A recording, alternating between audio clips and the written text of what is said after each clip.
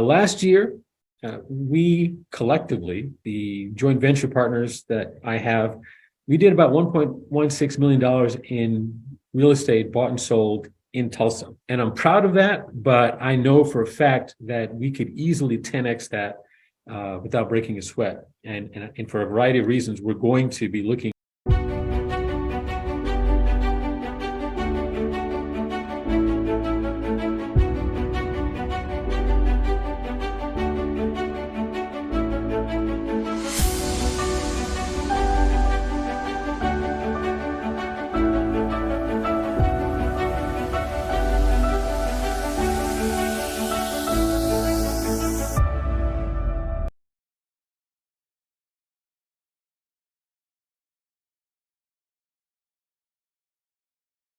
So first of all, thank you all for attending. This is the inaugural 2023 version of the Team Unstoppable Mastermind Call. We do these every 2 months with folks that I am working with, my JV partners, who we together are trying to do more deals around the world, but particularly right now in specific markets, Tulsa being one of them.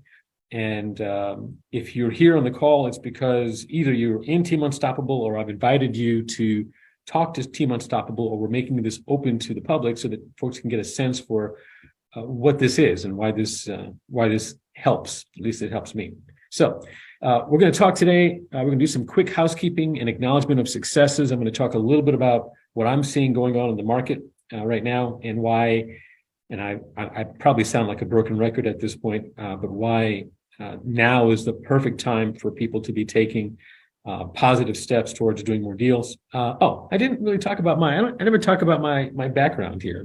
This quote is actually, I think I may have made this up, but I'm not dangerous because I never lose, because I have lost many times.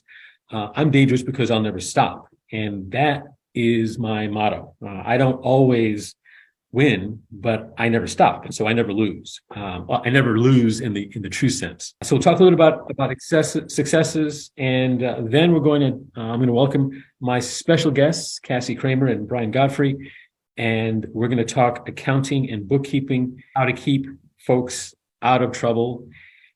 I recommend that you start accumulating your questions now in your head or on paper so that we can cover them. We're going to have this discussion of bookkeeping and accounting tips for real estate investors who don't look great in an orange jumpsuit. Without further ado, let's go ahead and get started talking about the housekeeping. What's going on? Last year, we collectively, the joint venture partners that I have, we did about $1.16 million in real estate bought and sold in Tulsa. Many of those partners did other deals that didn't involve me. So this is not the total volume of all of us. It's just what we did together. And I'm proud of that, but I know for a fact that we could easily 10x that without breaking a sweat. And for a variety of reasons, we're going to be looking at opportunities for doing that. Folks, evictions are on the rise. I'm just about finished trying to pull the December data, the second half of December data from Tulsa. And already I can see, I'll tell you that December 2021, there were about 830 some odd evictions filed already, and I haven't finished. I'm through December 30th, so I haven't finished the year yet, and we're already at like 1,100 for the month of December 2022. So we're looking at, from year over year, a significant increase. I'm seeing evictions soaring, and I'm hearing that it's the case all over the U.S. because folks are getting into trouble. I'm seeing landlords are throwing their hands up because their tenants aren't paying them. And that's a specific and direct opportunity for those of us who are doing tired landlord strategy, because those are the people that we want to talk to. I'm seeing foreclosures increasing because people are getting behind in their mortgage and banks are taking foreclosure action. So in fast foreclosed states like Georgia, Texas, and Oklahoma, I'm seeing the number of people getting into trouble and the number of houses being auctioned as dramatically increasing. And for those of you who were around in 2007 and 8 and actively investing, while I won't say this is exactly like that, I'll say that I've seen this movie before, and it doesn't end well for a lot of people. But it is an opportunity for us as investors. The Federal Reserve is going to continue to raise rates. They've already said at least the first quarter of this year, they're going to be raising it again. and they may raise it several other times. The more they raise, the more expensive things become for people. Loans cost more, insurance costs more, and people get into trouble.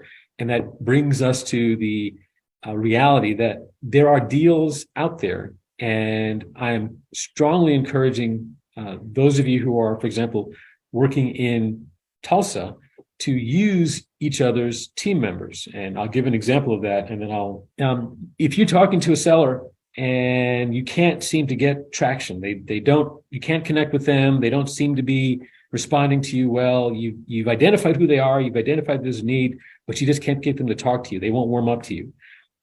If that door shuts in your face, then the smart thing to do is to find someone in the group who perhaps is a different perspective, a different voice, a different way of approaching those folks, and say to that person, hey, I've already gotten the contact information. If you reach out to this person and can get this agreement signed, let's split this deal. Because the seller needs to sell. You may not be the person that they can talk to. So don't let a perfectly good lead go to waste just because you can't get the seller to talk to you. Find somebody who can.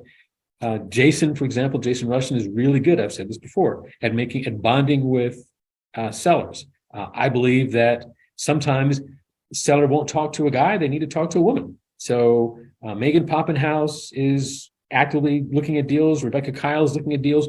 Get whatever you need. I don't care what the seller needs. If they need to talk to somebody and there's somebody in the group that can connect with them, then find that person and get that deal done. Don't not do a deal because you can't connect. It's not about you. It's about them.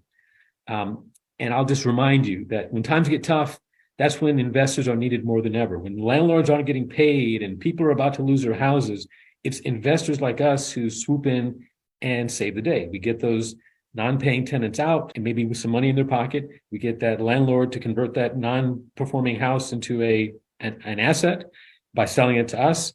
And we get to take a deal and perhaps make a wholesale fee on it. So everybody wins in a scenario like that. But we're the only ones buying in this market.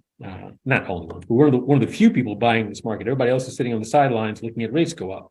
So this is the time for us as investors to get out there and get active. Am I happy that people are getting evicted and foreclosed? No, but I didn't create it. The economy is what it is, and I can certainly help those folks. I can usher them through that process.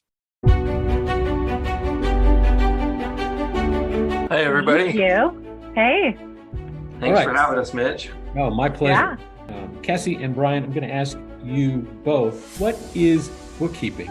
We'll go through and help kind of bring order into financials, take a look at everything, and depending upon who your bookkeeper is. Yeah, I think, what a bookkeeper does, there's so many facets to the value that a good bookkeeper in accounting does. And a lot of those, there's a lot of dirty secrets that CPAs aren't really telling you.